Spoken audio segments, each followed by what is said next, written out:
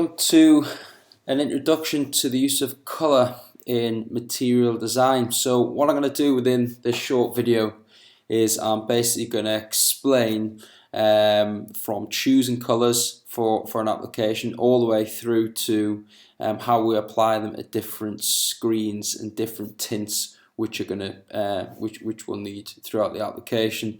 So at present I'm on the Google Material Design website, and you'll see in the navigation bar here, if you go to style and color, you'll see this screen.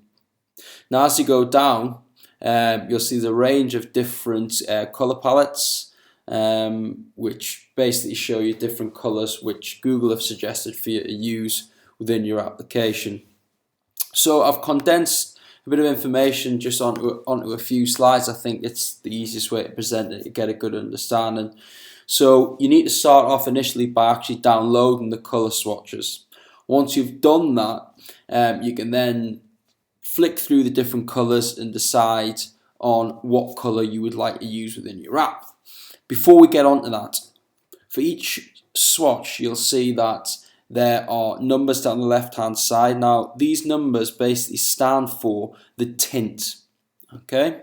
And on the right hand side, these numbers with a hash in front of it, hashtag in front, these are the codes which we are going to use to insert into Adobe Illustrator or Photoshop, whichever you use. Now I'll be using Illustrator, and this will basically, this code is for that color, so it will turn the element or whatever you select into that actual color. So within your application, you basically need to choose two colors. You'll have your primary color and you'll have your accent color. Now, for each primary color and accent color, you're going to need different tints. Okay, so I'll go on to explain them now. So for the primary color, once you've selected it, your toolbar, which is this section here and this section here, which is the main section of color, that will be at a 500 tint. So Google suggests that for toolbars, which is the main section of color in the screen, it should be at a 500 tint. Now you'll notice that there's 500 here, there's a tint lighter, and there's a tint which is darker.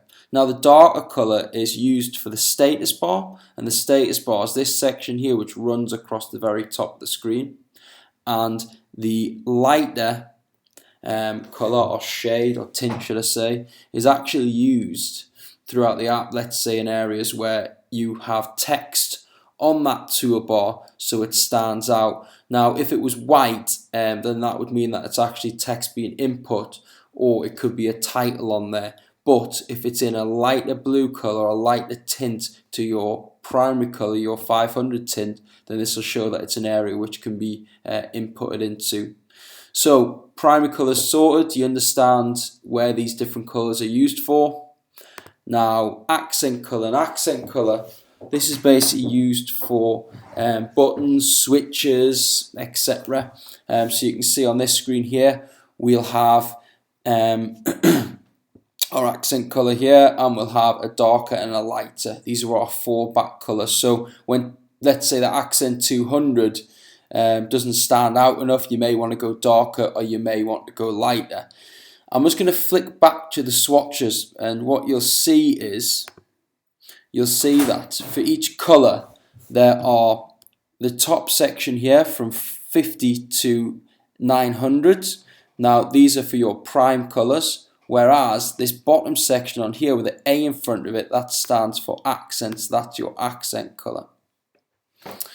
So you can see on here in this button here, it's using the accent color 400, I think it is, or actually no, I think it's the 200. And you can see on this side here, it's using the accent 200, but behind it, it's actually showing accent 100. So that's our fallback color.